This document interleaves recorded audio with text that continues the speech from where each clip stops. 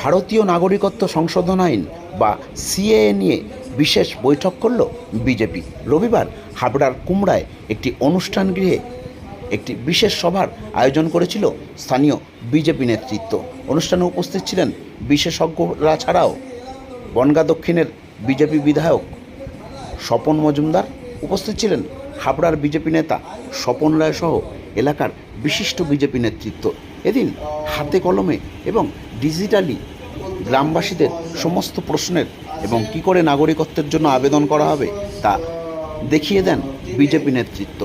পরবর্তীতে স্বপন মজুমদার জানান, এই আইন নরেন্দ্র মোদী প্রধানমন্ত্রী এনেছেন, যারা বাংলাদেশ, আফগানিস্তান, পাকিস্তানে নিপীড়িত যে সকল হিন্দু তাদের দেশের নাগরিকত্ব দেওয়ার উদ্দেশ্যেই এই আইন আনা হয়েছে। এই আইন নিয়ে বিরোধীরা অবাস্তব কথা বলছেন। এই আইন কারো নাগরিকত্ব কেড়ে নেওয়ার জন্য নয়, এই আইন নাগরিকত্ব দেওয়ার জন্য। এদিনের এই সভায় কুইক রেসপন্স টিমের সদস্যরাও উপস্থিত ছিলেন বিশেষজ্ঞরা। কিভাবে ভারতীয় নাগরিক হওয়ার জন্য আবেদন করা যাবে তা দেখার জন্য গ্রামবাসীদের মধ্যে উৎসাহ ছিল চোখে পড়ার মতন। ভিডিও শোয়ের মাধ্যমে তাদের বিভিন্ন জিজ্ঞাসা এবং কৌতূহল নিরসন করেন বিশেষজ্ঞরা। এ প্রসঙ্গে আমরা কথা বলেছিলাম বিজেপি বিধায়কের সঙ্গে। কি বললেন তিনি শোনাব। পরীক্ষা করবেন যিনি জেলার একজন আমাদের এই ডিস্ট্রিক্ট। আর হাবড়া নয়, আপনার বাড়ির পাশেই অশোকনগর বিজয় ফার্মেসি মোড়ে সোফা, বিভিন্ন রকম কম্বল, বালিশ এবং হরেক রকম পর্দা নিয়ে হাজির হয়েছে আজমির বেডিং স্টোর্স। আর ভাবতে হবে না পর্দা নিয়ে, হরেক রকমের পর্দা সুলভ মূল্যে পেতে হলে আজই চলে আসুন অশোকনগর বিজয় ফার্মেসি মোড়ে আজমের বেডিং স্টোর্স। এখানে দক্ষ শ্রমিক দ্বারা তৈরি করা হয় সোফা। চলে আসুন আজই। তৃণমূল কংগ্রেসকে শুধু একটা কথারই বলার আছে, সিএ আইনটা পাশ করেছে উদ্বাস্তু মানুষের জন্য। ভারতবর্ষের প্রধানমন্ত্রী নরেন্দ্র মোদী তথা স্বরাষ্ট্রমন্ত্রী অমিত শাহজি, যারা দ্বিজাতির ভিত্তিতে দেশ ভাগ করেছিল, তারা তো আর এখন কেউ নেই। তাদের কাছে জবাব চাইতো তারা, না হলে কিভাবে বাংলাকে ভাগ করে দুই ভাগে খণ্ডিত করেছে তাদের কাছে আমরা জবাব চাইতাম। তারপরেও এত বছর কেটে গেলেও ভারতবর্ষের কোনো সরকার এই উদ্বাস্তু ছিন্নমূল মানুষের কথা ভাবেনি।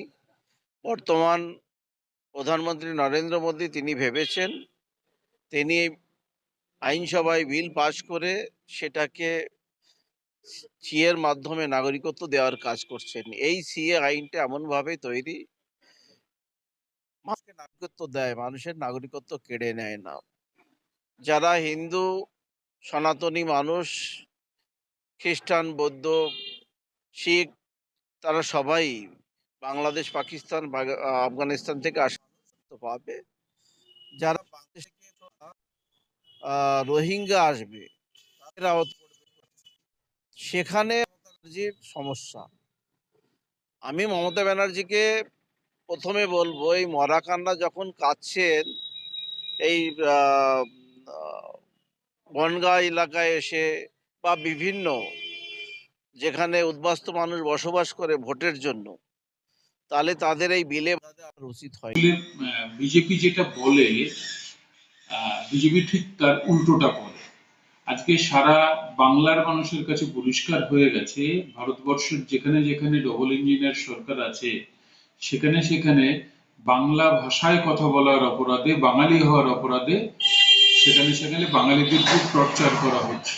এমনকি বিজেপির পক্ষ থেকে বলা হচ্ছে যে ভারতবর্ষে বাংলা ভাষা বলেই কোনো ভাষা নেই। তা সেই জায়গায় বিজেপির যে বন্ধুরা এখানে এসে বলছেন যে তারা বাঙালিদের, হিন্দুদের নাগরিকত্ব দেওয়ার জন্য এনআরসি আইন এনেছেন, তারা সর্বৈব মিথ্যা কথা বলছেন। কারণ বিভিন্ন রাজ্যে যেখানে যেখানে বাংলা ভাষাভাষীদের উপর অত্যাচার হচ্ছে, সেখানে তাদের নির্যাতন করা হচ্ছে, তাদের ডিটেনশন ক্যাম্পে নিয়ে যাওয়া হচ্ছে, তাদের বাংলাদেশে পুশব্যাক করা হচ্ছে। এবং এদের মধ্যে অধিকাংশই কিন্তু যারা হিন্দু ধর্মের মানুষ, তারা যদি এনআরসি আইন করে নতুন করে নাগরিকত্ব দেয়া হয় তাহলে সারা ভারতবর্ষে বাঙালির উপর এই অত্যাচার কেন হচ্ছে, এই প্রশ্নের জবাব বিজেপিকে সবার আগে দিতে হবে।